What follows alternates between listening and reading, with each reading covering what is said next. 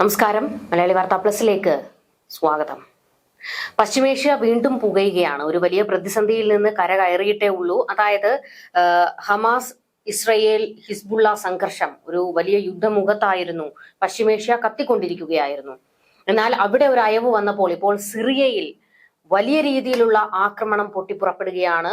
Syrian സർക്കാരും വിമത സംഘടനയും പരസ്പരം പോരടിക്കുകയാണ്. പല കേന്ദ്രങ്ങളും ഇപ്പോൾ തന്നെ വിമത സംഘങ്ങൾ കൈയടക്കിയിട്ടുണ്ട്.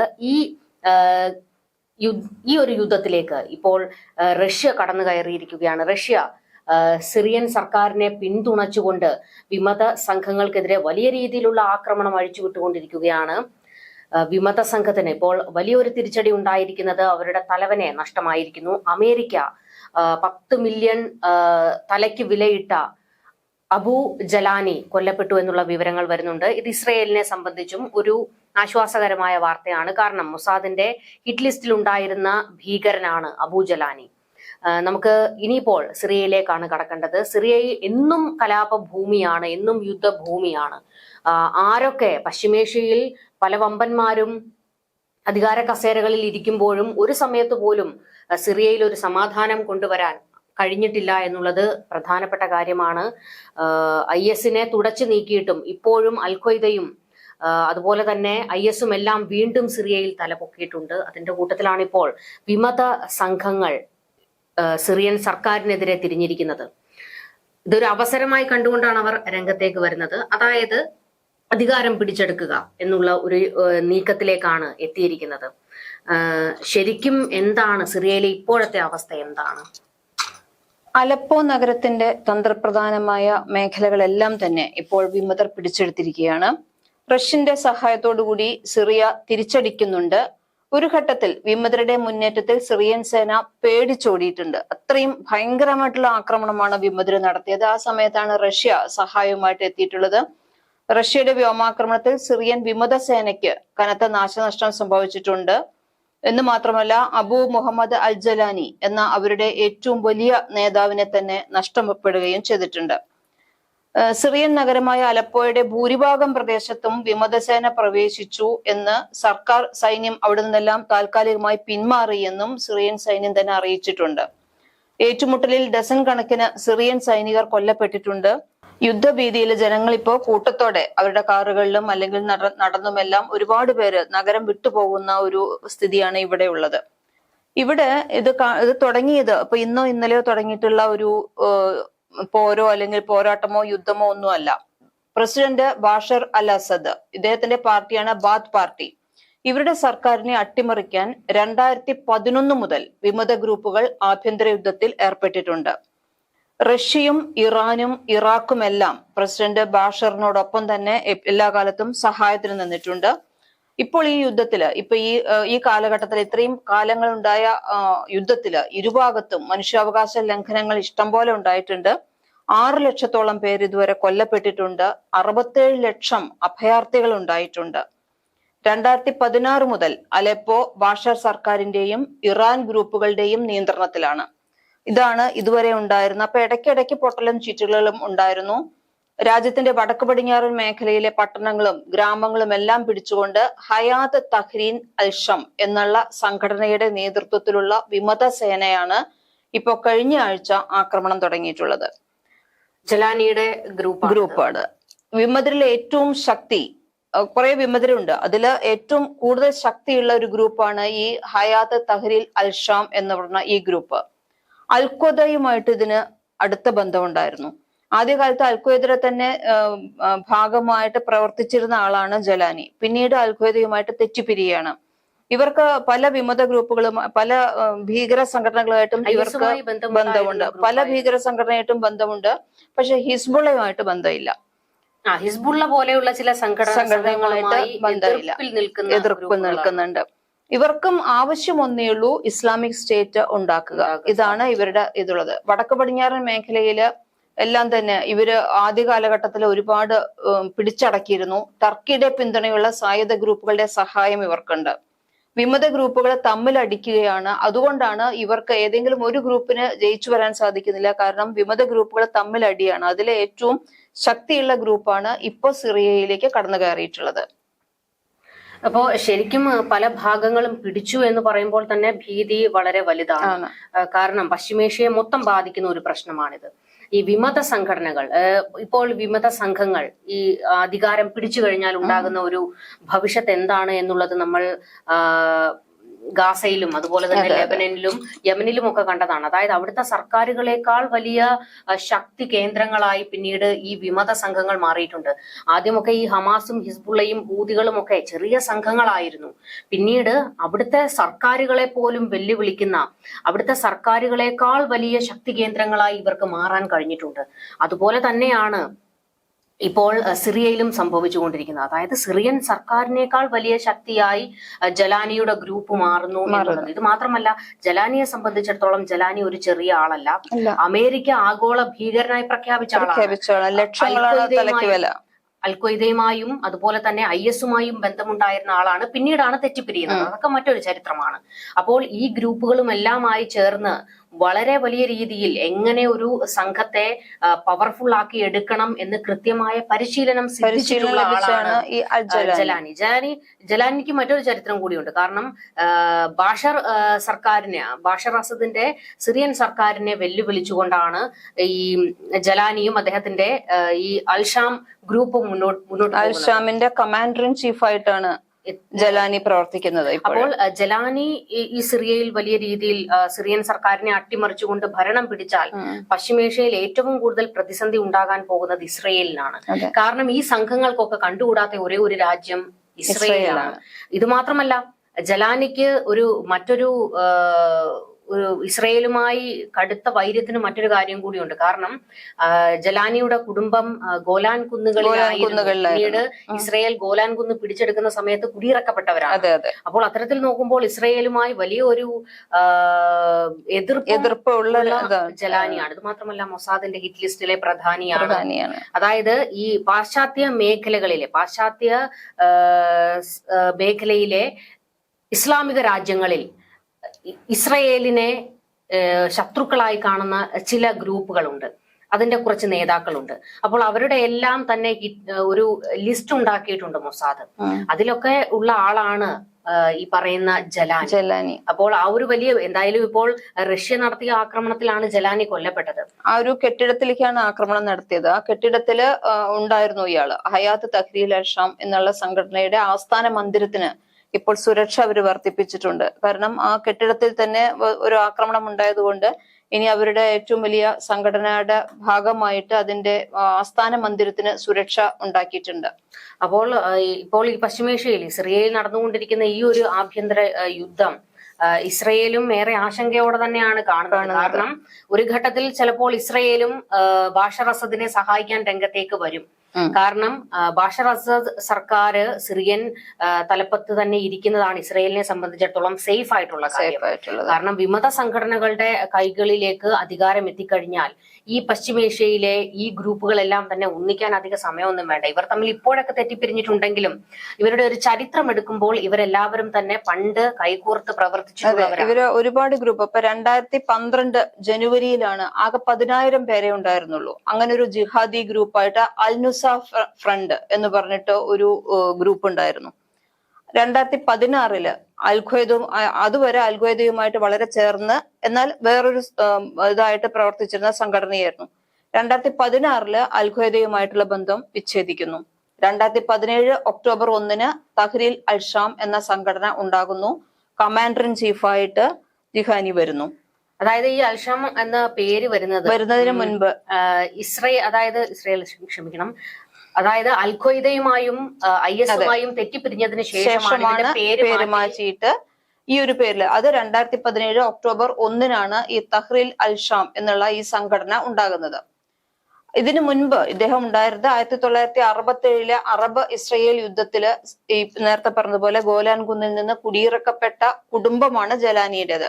1982 പക്ഷെ സൗദി അറേബ്യയിൽ വെച്ച് ഇദ്ദേഹം ജനിക്കുന്നതിന് വളരെ മുമ്പാണ് കുടുംബം അവിടുന്ന് ഇറങ്ങി പോന്നിട്ടുള്ളത്. ജലാനിയുടെ അച്ഛൻ 1989 വരെ ഒരു ഓയിൽ കമ്പനിയിൽ എഞ്ചിനീയർ ആയിട്ട് ജോലി ചെയ്തിരുന്നു സൗദിയില്. പിന്നീട് അന്ന് തന്നെ ഈ 1989 ഈ എഞ്ചിനീയർ ആയിട്ട് സേവനം അനുഷ്ഠിക്കുന്നത് കഴിഞ്ഞ ആ വർഷം അൽ ജിലാനി കുടുംബം സിറിയയിലേക്ക് വരികയാണ്. അവിടെ വന്ന് വളർന്ന് 2003 വരെയൊക്കെ ആകുമ്പോഴേക്കും 2003 ഇദ്ദേഹം ഇറാഖിലേക്ക് ഇവർ മാറുന്നു. ഇറാഖിലെ ഡമാസ്കസിലേക്ക് മാറുകയാണ് ചെയ്യുന്നത്. കാരണം 2003 ഇറാഖ് അധിനിവേശം ഉണ്ടായി. ഈ സമയത്ത് അമേരിക്കൻ സൈനികരോട് യുദ്ധം ചെയ്യാൻ വേണ്ടിയാണ് അൽ ജുലാനി ഇറാഖിലേക്ക് മാറി വരുന്നത്. 2006 ഇറാഖി ആഭ്യന്തര യുദ്ധം പൊട്ടിപ്പുറപ്പെടുന്നതിന് മുൻപ് തന്നെ ജലാനിയെ അമേരിക്കൻ സൈന്യം അറസ്റ്റ് ചെയ്തിട്ടുണ്ട്. 5 വർഷത്തിലേറെ അവിടെ വിവിധ ജയിലുകളിൽ ജലാനി തടങ്കിൽ കടക്കുമായിരുന്നു. പിന്നീട് 2011 സിറിയൻ വിപ്ലവം പൊട്ടിപ്പുറപ്പെട്ടപ്പോ അബൂബക്കർ അൽ ബാഗ്ദാദിയുമായിട്ട് ചേർന്ന് ജൊഹാനി പ്രവർത്തിച്ചിട്ടുണ്ട്. 2015 മെയ്യിൽ അവസാനം സിറിയൻ ആഭ്യന്തര യുദ്ധകാലത്ത് അൽ ജസീറയിൽ വന്ന് മുഖം മറച്ച് ഇന്റർവ്യൂ നടത്തിയിട്ടുണ്ട്. അൽ ജസീറയുടെ പ്ലാറ്റ്ഫോമിൽ തന്നെ വന്ന് മുഖം മറച്ചിട്ട് നടത്തിയിട്ടുണ്ട്. അന്ന് പറഞ്ഞത് ജനീവ സമാധാന സമ്മേളനം ഉണ്ടായിരുന്നത് അതെല്ലാം ഒരു പ്രഹസനമാണെന്നാണ് ജലാനി അന്ന് പറഞ്ഞത്. എന്ന് മാത്രമല്ല, ഈ യുദ്ധം അവസാനിച്ചു കഴിഞ്ഞാൽ ഒരു ഇസ്ലാമിക രാഷ്ട്രം ഉണ്ടാക്കും എന്നാണ് ജിഹാനി അന്ന് തന്നെ പറഞ്ഞിട്ടുള്ളത്. ജലാനി അതിനു വേണ്ടിയിട്ടാണ് ഈ പ്രവർത്തനങ്ങളെല്ലാം തന്നെ ഉണ്ടായിരുന്നത്. 2017 ജനുവരി 28 ജബത്ത് അൽഫത്ത് അൽ ഷാം പിരിച്ചുവിടും, ഹയാത്ത് തഹ്രീർ അൽ ഷാം എന്ന് പറഞ്ഞ പുതിയതൊന്നുണ്ടാക്കുകയും ചെയ്ത് assembly for liberation of the Levant എന്നായിരുന്നു അതിന്റെ പേര്. ആ പുതിയ സിറിയൻ ഇസ്ലാമിസ്റ്റ് ഗ്രൂപ്പ് ഉണ്ടാക്കി അൽ ഖ്വയ്ദയ്ക്കും ഐസിസിനും എതിരെ പോരാടും എന്ന് ജുലാനി അന്നാണ് പറഞ്ഞത്. പിന്നീടുള്ളതാണ് ഇപ്പൊ നമ്മൾ അന്ന് തുടങ്ങിയിട്ടുള്ള ഈ സിറിയയുമായിട്ടുള്ള സിറിയ പിടിച്ചടക്കണം എന്നുള്ളതാണ്. എന്നിട്ട് സിറിയയെ ഒരു ഇസ്ലാമിക രാഷ്ട്രമാക്കി മാറ്റണം. ഇതാണ് ഇവരുടെ ജലാനി ഈ വമ്പൻ രാഷ്ട്രങ്ങളുടെ കണ്ണിലുടക്കുന്നത് അൽ ഖ്വയ്ദയുമായും IS-ഉമായും തെറ്റിപ്പിരിഞ്ഞു. അതായത് അത്ര വലിയ അതുവരെ ആ ഗ്രൂപ്പുകൾക്കൊപ്പം അൽ സവാഹിരിയോടും ബാഗ്ദാദിയോടും ഒപ്പം കൈകോർത്ത് പ്രവർത്തിച്ചിരുന്ന ഇറാഖിൽ യുദ്ധം നടക്കുന്ന സമയത്ത് അവരോടൊപ്പം നിന്ന് പ്രവർത്തിച്ച ഈ ജലാനി പിന്നീട് ഇവരുമായി തെറ്റിപ്പിരിഞ്ഞതിന് ശേഷം അമേരിക്കയെ വെല്ലുവിളിക്കുന്നു. അതോടൊപ്പം തന്നെ ഈ ഗ്രൂപ്പുകൾക്കെതിരെ തിരിയുന്നു. അതായത് സിറിയയിൽ തങ്ങൾക്കാണ് ആധിപത്യം എന്ന് പ്രഖ്യാപിക്കുന്നു. ആ സമയങ്ങളിലൊക്കെ സിറിയയിലേക്ക് IS കടന്നു കയറിയ സമയമാണ്, സിറിയ പിടിച്ചടക്കിക്കൊണ്ടിരിക്കുന്ന സമയമാണ്. അപ്പോ ആ ഘട്ടങ്ങളിലൊക്കെ തന്നെ ജലാനി ഇത് അപകടമാണ് എന്ന് കണ്ടറിഞ്ഞുകൊണ്ട് തന്നെയാണ് ജലാനി IS-ഉമായി തെറ്റിപ്പിരിയുന്നതും സിറിയ പിടിച്ചടക്കണം എന്നുള്ള ഒരു ആഗ്രഹം ഉണ്ടാകുന്നതും ഇവിടെ എന്ന് പറയുകയും ഇതിനു ശേഷമാണ് വലിയ രീതിയിൽ, അതായത് ജലാനി ഒരു വലിയ നേതാവായി മാറും എന്നുള്ള ഒരു തരത്തിലേക്ക് കാര്യങ്ങൾ എത്തുന്നതും. പിന്നീട് ഇസ്രയേലിന്റെയും അമേരിക്കയുടെയും റഷ്യയുടെയും ഒക്കെ നോട്ടപ്പുള്ളിയായിരുന്നു ജലാനി. അപ്പോൾ ആ ജലാനിയെയാണ് ഇപ്പോൾ റഷ്യ വധിച്ചിരിക്കുന്നത്. പശ്ചിമേഷ്യയിൽ സംബന്ധിച്ചിടത്തോളം, അതായത് സിറിയയെ സംബന്ധിച്ചിടത്തോളം അവർക്ക് വലിയൊരു ആശ്വാസമാണ്, സിറിയൻ സർക്കാരിന് വലിയൊരു ആശ്വാസമാണ്. ശക്തമായ തിരിച്ചടിക്ക് സിറിയ ഒരുങ്ങുന്നുണ്ട്. പലതവണ സിറിയൻ സർക്കാർ ജലാനിയെ വധിക്കാനുള്ള നീക്കങ്ങൾ നടത്തിയപ്പോഴൊക്കെ അത് പാളിപ്പോകുകയാണ് ചെയ്തത്. എന്നാൽ ഇക്കുറി അത് വീണു എന്ന് വേണം പറയാൻ. നമുക്ക് ഈ യഹ്യാ സിൻവറിന്റെ ഒക്കെ കാര്യം പറയുന്നത് പോലെ തന്നെയാണ് സിറിയയിൽ ജലാനി. അപ്പോൾ എന്തായാലും അത്തരത്തിലൊരു നീക്കത്തിലേക്ക് കടന്നിരിക്കുകയാണ്. ശരിക്കും ഇപ്പോൾ റഷ്യ സിറിയൻ സർക്കാരിനൊപ്പം നിൽക്കുന്നു എന്നത് അവർക്കൊരു വലിയ ആശ്വാസമാണ്. കഴിഞ്ഞ ബുധനാഴ്ചയാണ് ഇത് തുടങ്ങിയത്. വടക്ക് പടിഞ്ഞാറൻ പ്രവിശ്യയായ ആലെപ്പോയിലാണ് ആക്രമണം തുടങ്ങിയത്. ശനിയാഴ്ച പ്രധാന നഗരമായ ആലെപ്പോയുടെ മിക്ക ഭാഗങ്ങള്, പോരാത്തതിന് 100-ലേറെ ഗ്രാമങ്ങൾ, പട്ടണങ്ങൾ ഇതെല്ലാം വിമതർ പിടിച്ചെടുത്തു കഴിഞ്ഞിട്ടുണ്ട്. 8 വർഷത്തിന് ശേഷമാണ് വിമതർ ഇപ്പോൾ ആലെപ്പോയിലേക്ക് വീണ്ടും വന്നിട്ടുള്ളത്. ഇറാൻ സൈന്യമായ റവല്യൂഷണറി ഗാർഡിന്റെയും ഇറാനിയൻ സായുധ ഗ്രൂപ്പുകളുടെയും റഷ്യയുടെയും പിന്തുണ ഉണ്ട്. എന്നിട്ടും സിറിയൻ സേനയ്ക്ക് വിമതർക്കെതിരെ പിടിച്ചു നിൽക്കാൻ ആകുന്നില്ല എന്നുള്ളതാണ്. അപ്പൊ അത്രയും ശക്തരായിട്ട് റഷ്യയുടെയും ഇറാന്റെയും എല്ലാം സഹായം ഉണ്ടായിട്ടും സിറിയയ്ക്ക് പിടിച്ചു നിൽക്കാനാകുന്നില്ല. അത്രയും ശക്തമായ ഒരു രീതിയിലുള്ള ആക്രമണമാണ് ഇപ്പൊ നടന്നുകൊണ്ടിരിക്കുന്നത്. ഈ സാധാരണയൊക്കെ ഈ വിമത ഗ്രൂപ്പുകളെ, അതായത് ഇസ്ലാമിക രാജ്യങ്ങളിൽ ഉയർന്നു വരുന്ന വിമത ഗ്രൂപ്പുകളെ പിന്തുണയ്ക്കുന്നതിൽ ഇറാന് ഭയങ്കര താല്പര്യമുള്ളവരാണ്. കാരണം നമ്മൾ ഹമാസിന്റെയും ഹിസ്ബുള്ളയുടെയും ഹൂതികളുടെയും ഒക്കെ കാര്യത്തിൽ നമ്മളത് കണ്ടതാണ്. പക്ഷേ സിറിയയിലെ ഈ ഒരു ഗ്രൂപ്പിനെ കൈവശപ്പെടുത്താൻ ഇറാന് കഴിഞ്ഞിട്ടില്ല എന്നുള്ളതാണ്. ഇറാൻ അതിനെതിരാണ്, നടക്കില്ല എന്ന് ബോധ്യപ്പെട്ടത് കൊണ്ടാവാം അത്തരത്തിലൊരു നീക്കത്തിലേക്ക്. എന്തായാലും ഇപ്പോൾ ശക്തമായ ഒരു ആക്രമണം നടത്തിക്കൊണ്ട് റഷ്യ രംഗത്തേക്ക് വന്നിരിക്കുന്നു എന്നുള്ളത് പ്രധാനപ്പെട്ടതാണ്. സിറിയയിലെ കാരണം റഷ്യക്ക് സിറിയയിൽ ഒരുപാട് കണ്ണുണ്ട്. അപ്പോൾ റഷ്യയുടെ സൈനിക കേന്ദ്രങ്ങളുണ്ട്, അതുപോലെ തന്നെ അമേരിക്കയുടെയും സൈനിക കേന്ദ്രങ്ങൾ അവിടെ ഉണ്ട്. അപ്പോൾ ഈ ഒരു വലിയൊരു യുദ്ധത്തിലേക്കാണ് ഈ വിമത ഗ്രൂപ്പും സിറിയൻ സർക്കാരും കടക്കുന്നതെങ്കിൽ അമേരിക്കയ്ക്കും ഇടപെടേണ്ട ഒരു സാഹചര്യം ഉണ്ടാകും. ഇതിലിപ്പോ കോൾ അടിച്ചത് ഇസ്രായേലാണ്. ഇവരുടെ ശത്രുക്കൾ ഇല്ലാതായിക്കൊണ്ടിരിക്കുകയാണ്. അതാണ് ഒരു പ്രധാനപ്പെട്ട കാര്യം.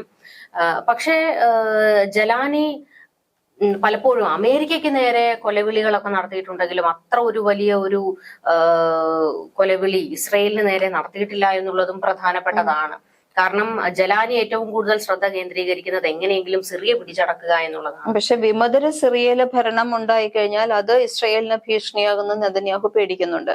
കാരണം വീണ്ടും ഒരു ഭീകര സംഘടനയുടെ കയ്യിൽ വരുമ്പോൾ, തൊട്ടടുത്തല്ലേ സിറിയയിൽ വരുന്നത്, അപ്പോൾ അവര് വീണ്ടും ഇസ്രയേലിലേക്ക് വരുമോ? അതുകൊണ്ടൊരു വിമത ഭരണം അവിടെ ഉണ്ടാകാതിരിക്കണം എന്നുള്ള ആഗ്രഹം നെതന്യാഹുവിനും ഉണ്ട്, ഇസ്രയേലിനുണ്ട്. അപ്പോൾ ഇസ്രയേൽ അതാ ഇപ്പൊ പറഞ്ഞത്, ഒരു ഘട്ടം കഴിഞ്ഞുള്ള ഒരു ആക്രമണം, അതായത് റഷ്യക്ക് അവിടെ പരിമിതികളുണ്ട് ഇപ്പോൾ സിറിയൻ സർക്കാരിനെ പിന്തുണയ്ക്കുന്നതിന്. കാരണം തൊട്ടപ്പുറത്ത് അവർ യുക്രൈനുമായി യുദ്ധത്തിലാണ്.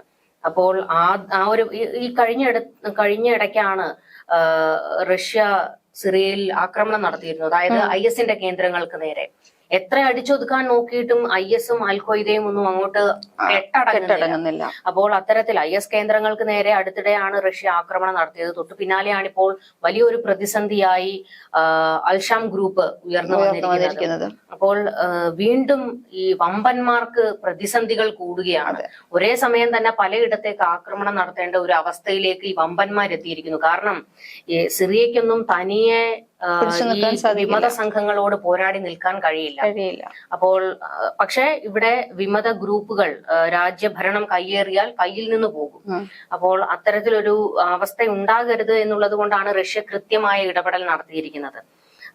ഇത് കൈവിട്ടു പോകുകയാണെങ്കിൽ ഉറപ്പായും ഇസ്രയേലും നോക്കി നിൽക്കില്ല. ഇസ്രയേൽ ഇപ്പൊ തന്നെ ലെബനൻ അതിർത്തിയോട് ചേർന്നിട്ടുള്ള സിറിയയുടെ പ്രദേശങ്ങളിലെല്ലാം പോർവിമാനങ്ങൾ ബോംബിടുന്നുണ്ട്.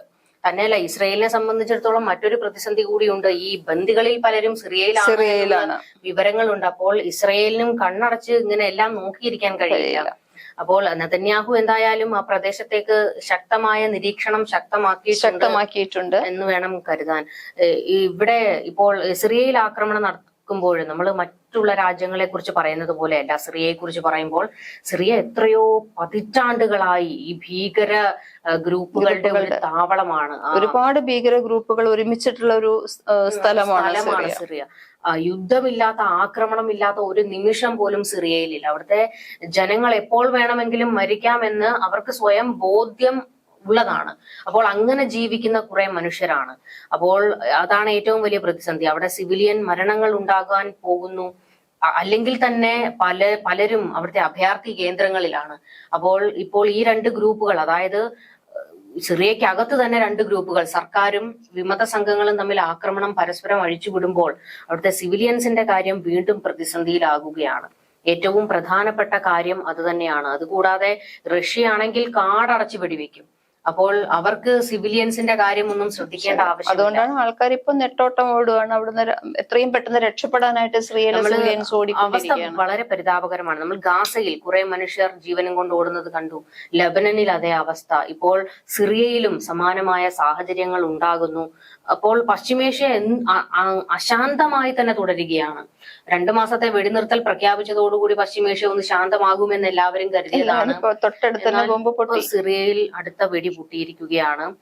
എന്തായാലും റഷ്യ ശക്തമായ ആക്രമണവുമായി സിറിയൻ സർക്കാരിന് പിന്തുണ പ്രഖ്യാപിച്ച് രംഗത്തുണ്ട് എന്നുള്ളതാണ് സിറിയൻ സർക്കാരിന്റെ ഒരു ആശ്വാസം. ഇനി അമേരിക്കൻ നിലപാടും ഇസ്രയേലിന്റെ ഒക്കെ നിലപാടുകൾ എന്താണ് എന്നുള്ളത് വഴിയെ നമുക്ക് അറിയാം. എന്തായാലും ഇപ്പോഴവിടെ നടക്കുന്നത് ഇതൊക്കെയാണ്.